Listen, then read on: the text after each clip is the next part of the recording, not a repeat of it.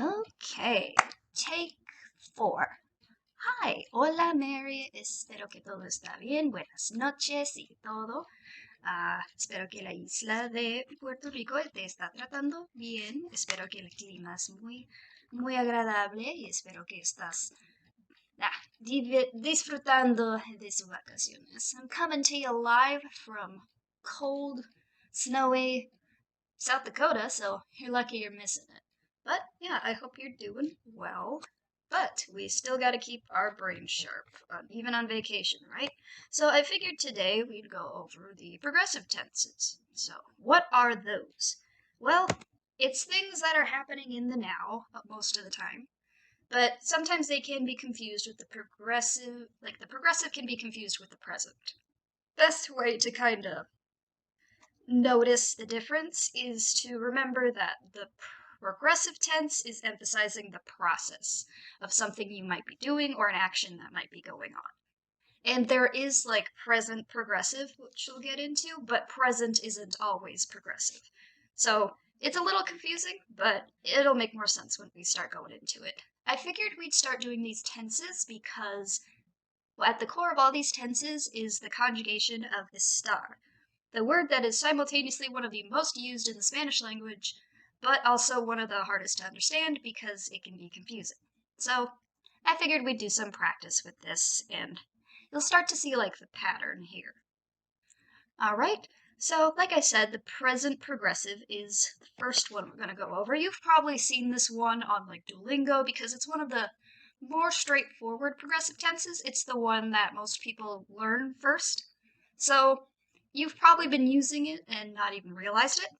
So this is expressing an in-progress action that's emphasizing that it's a temporary action. So you will take your conjugation of estar in the present. With our little nifty chart here, we have like some of the examples: estoy, estás, está, estamos, están. And then you add your action verb with the present participle, and all the other verbs will be, like, their stem changes will all be the same. So if it's ar, it'll be ando. If it's er and ir, like, it'll become yendo. So, for instance, we have an example here. Marco está escribiendo su ensayo para su clase mañana. Marco is writing his essay for class tomorrow. So obviously notice that it is very temporary because hypothetically, if Marco were to finish writing his essay, he won't have to keep doing it. Again, it's very temporary. So it's pretty simple. You've probably seen it before, but another good reminder is that it is temporary. So I figured we'd practice a little bit. Now you can pause me so you don't have to listen to me yammer on, but I want to see if you can figure these guys out. These ones are pretty simple, so go ahead and I'll come back with the answers in just a second.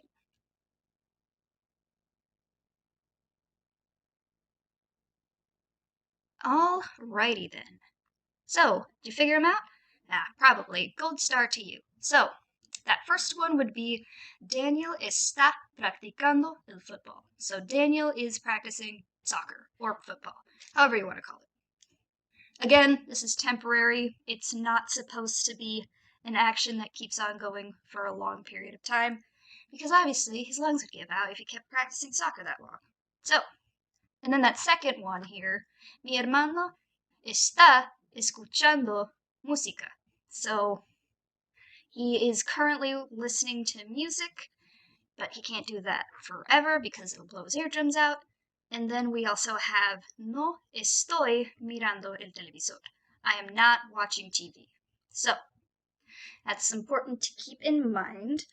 Like, so these are all very temporary. Like, I am not watching the TV, but that could change. So again, very temporary, pretty straightforward. Just conjugate estar in the present as you have done many times before. And then we have the progressive preterite. So, pretérito progresivo. And this one can sometimes be confused for the simple preterite in Spanish because the rules are pretty similar. But the key difference is there's an emphasis on the action being finished and interrupted. Sometimes the order of the action being interrupted and then finished flips a little bit, but as long as there is an interruption but the action is still finished, it'll be the preterite progressive. So, you would conjugate estar in preterite, and we have our nifty little chart here, estuve, estuviste, estuvo, estuvimos, estuvieron. And then you will add that with your present participle and your other action verb. So again, endings are the same, and here we have another example. Estuve haciendo ejercicio hasta que me mandaste ese mensaje. I was exercising until you sent me that message. So again, see, the action is being interrupted in some way. And obviously, sometimes the interruptions won't be like super clear. Sometimes it'll look more like an ending to that action, but usually it just has to be like an action followed by another action to be considered an interruption. So just keep that in mind. And sometimes this tense is also used for like referring to events that happened at some point in the vague past. That part is not as common. You won't hear that as much. You will hear that mostly like if I were to say, estuve trabajando hasta las 7 hasta que mi jefe me dijo que puedo ir a casa. Like, so I was working until 7 until my boss told me to go home. So if it's happening in the vague past, if it's referring to an event that happened in the vague past, it can also be the preterite progressive. So now back to you again. I know I can't really grade you here and you can't really see me, but yeah, just take a pause me, and see if you can figure these guys out.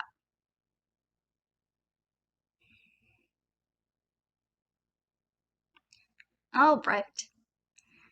How'd you do? All right. So that first one will be El señor Muñoz estuve firmando papeles hasta el mediodía. So Mr. Muñoz was filling out papers, signing papers until the middle of the day.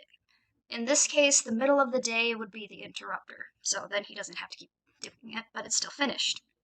Or for instance, mis tías estuvieron jugando tenis antes que mi prima los llamara. So my aunts were playing tennis until my cousin called for them. So the cousin calling for them is the interruption, and then it's implied to still be finished later. So, and then that next one, estuve horneando pasteles todo el fin de semana para el fiesta de sábado. And admittedly, I did structure this a little weird. So it's supposed to say, I was baking cakes all weekend for the party on Saturday. That's a little weird, but the point is to try to remember that if like an event comes up and interrupts like the process of you baking, that's an interruption. That's the progressive preterite. That's the important thing to remember. All right, and then we got this next one, the imperfect progressive, progresivo imperfecto. So this one is to describe an event that occurred in the past, but it was also interrupted. So it can sometimes be confused with the progressive preterite. And casually, when people are talking to each other, sometimes these are like flip-flop between each other. So if you want to be like a key grammar stickler, like the thing you got to remember is like the different way we conjugate estar is a good indicator of what you're supposed to use, and that the action is implied to be incomplete. A lot of this is helpful more in context-based conversations. Like, a lot of the times you will be able to recognize, like, whether a thing was incomplete or not when you're talking to somebody. But just keep that in mind. And again, obviously, preterite progressive can be confused with the imperfect progressive, but the imperfect progressive is the most common use of the progressive tenses. So then we have our little formula here. You will take estar and you will conjugate that in the imperfect indicative form. And I'm sure you have used this form a lot because these words are some of the most common ways people conjugate estar. So it'll be estaba, estabas, estaba, estábamos, estaban. And then we have our little example here. Estaba jugando videojuegos cuando mi mamá me llamó. So I was playing video games when my mom called for me. And again, a lot of this will come down to context when you're talking to people, but it is implied that he didn't get to finish his games. I didn't get to finish my game because my mom called for me. So now back to you. These ones are a little funny, but I believe in you. You got this. So just pause me again. See if you can figure these guys out as well.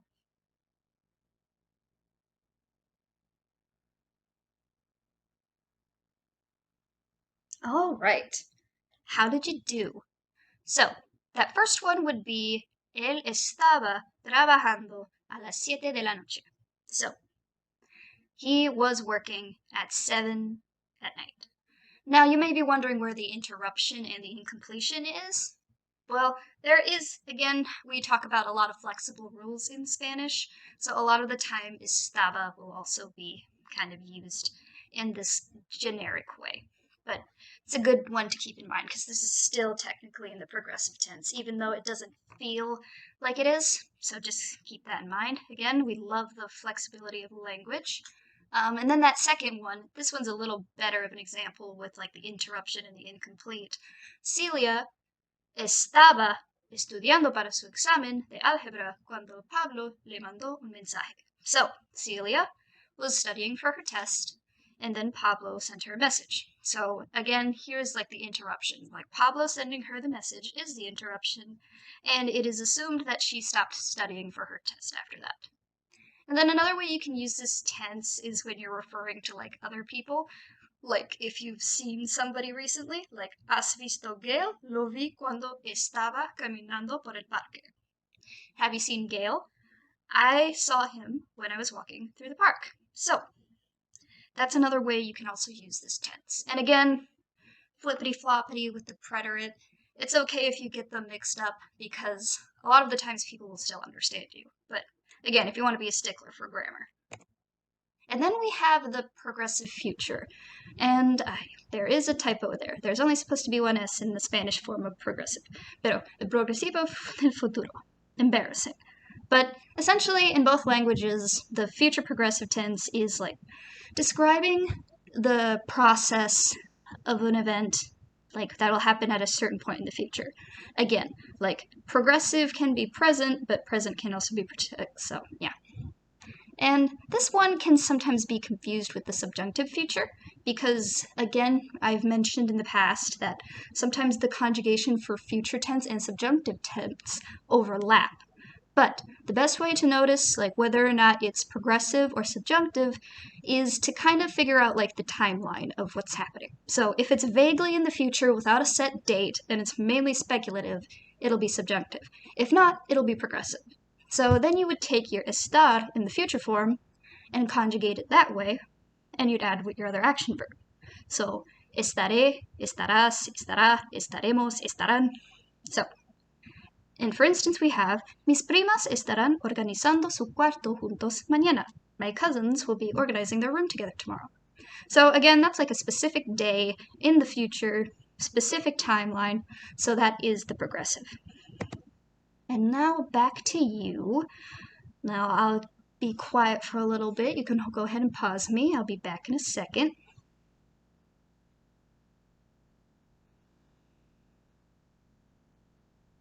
All right, how'd you do? Let's take a look here. So, that first one will be, si me necesitas, estaría desherbando el jardín. And fun little vocabulary fact, deshiervar is how we say weeding in Spanish. So if you're in your garden and you're desherbando, you're weeding. So that'll be estar en jardín. And it's very concrete. It is somewhat vaguely in the future, but this is like more grounded. Or the second one, mis padres estarían visitando el zoológico con nosotros mañana. So, my parents will be visiting the zoo with us tomorrow. Again, that's a set date, so it won't be subjunctive. And then we also have Pedro y yo estaríamos nadando en la piscina por la tarde. So, me and my friend Peter will be swimming in the pool in the afternoon. So again, set times. And obviously, like here, it's a little more vague. So obviously, this is the exception that kind of proves the rule, like if there isn't a set date. But this one's more like when you say, well, if you need me, so and so. Again, we love the flexibility of the Spanish language. But any other time when specific dates are referenced, like mañana or tarde, progressive. But just remember there are some outliers. And then we have the progresivo condicional. And again, there's another S in there. Just try to ignore that. But the present conditional tense is kind of a cause and effect rule of some sort. It's used to talk about something that would happen if another thing were to happen, or if there was like a change in the circumstances. So it's a very much like if, then, but type of hypothesis almost. It's also used to speculate about what may or may not be happening. So again, this one can kind of be confused with the subjunctive, but just keep in mind that this is like, it'll be like that same pattern. Like if this would have happened, then this would have happened, right?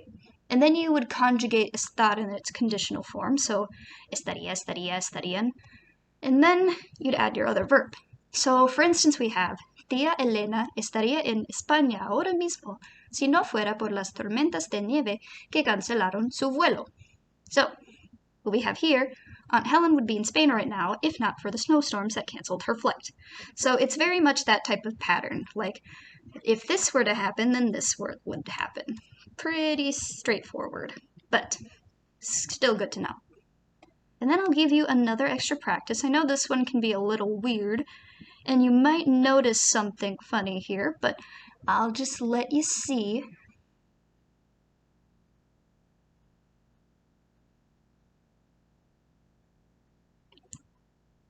All right, let's see here. So you may have noticed that there are two conjugations of estar here. A lot of the times the best way to notice if a sentence is in the conditional tense is that there will be two different forms that estar is conjugated in. So in this first one, it'll be, si Miguel estuviera aquí, estaríamos viendo películas juntos. So if Miguel was here, we'd be watching movies together. So you have to look out for the two different ways we use estar, and don't get too confused, because sometimes, well, there's already one conjugated here, it must be the same conjugation, right?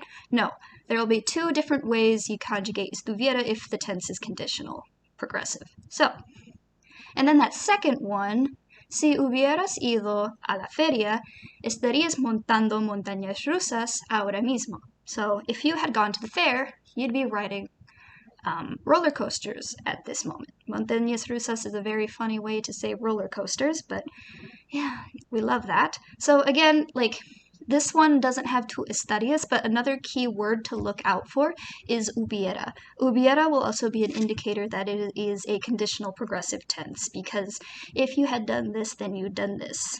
So this is kind of the substitute for estuviera.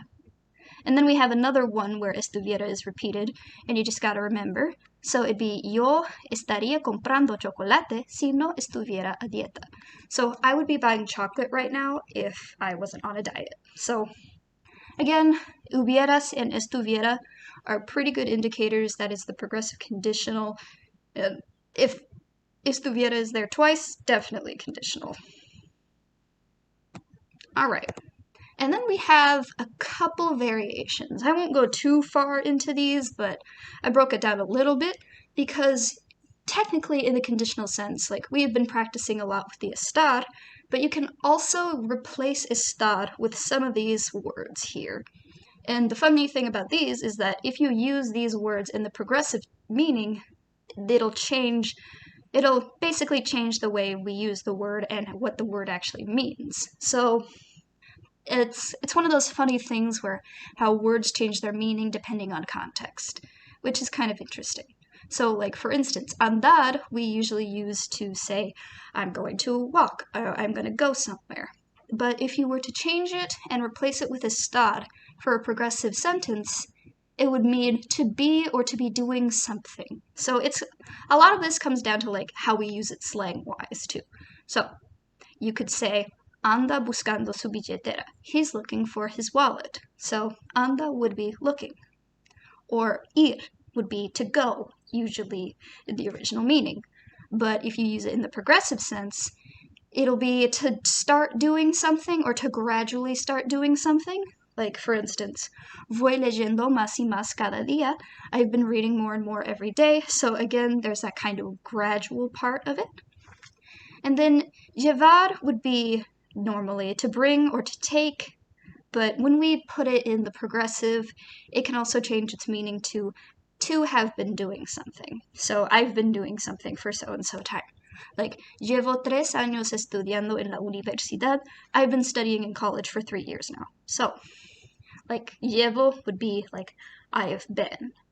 And then also noteworthy, venir and llevar, like their meanings change progressive-wise, they're the same. So venir usually will be to come, but much like llevar, it turns into to have been doing something. You've probably heard this term sometimes because it's a very popular slang term in Spanish. Eso es lo que vengo diciendo. That's what I've been saying. So venir will become vengo, and vengo means I've been doing something. So, and then this last one, seguir, like that would be to follow, but when you change it to the progressive, it'd be to go on or to continue. So, sigo yendo a la dentista, aunque me quitaron mis brackets. So I keep going to the dentist even though I got rid of my braces. So, like, it's just one of those fun instances of like how context can change the meaning of a word. So keep that in mind. I would recommend practicing more with the estar because, again, it's a pretty universal word, but if you ever want to practice with these guys too, it's a good idea. And hey, congratulations! You completely know all of the progressive tenses now. Well, thanks for listening, Mary. I hope this was somewhat informative. There is, like, if you want some more, like, information on how the progressive tense works, you can also there's a good channel on YouTube called The Language Instructor. I've sent you a video from him before, and there's a good breakdown there too. And also on YouTube, there's like The Spanish Butterfly. She's got a good channel, and she kind of breaks it down as well if you ever want more information. And a lot of these will be like, there's some good practice opportunities on Spanish Dictionary too, if you ever want some more practice. But yeah, I hope this was informative. If you have any questions, obviously, feel free to ask. And yeah, I just hope you're having a good vacation. I'll see you next time. Well, I'll hear you next time, maybe. Adiós, Mary. Espero que todo vaya bien.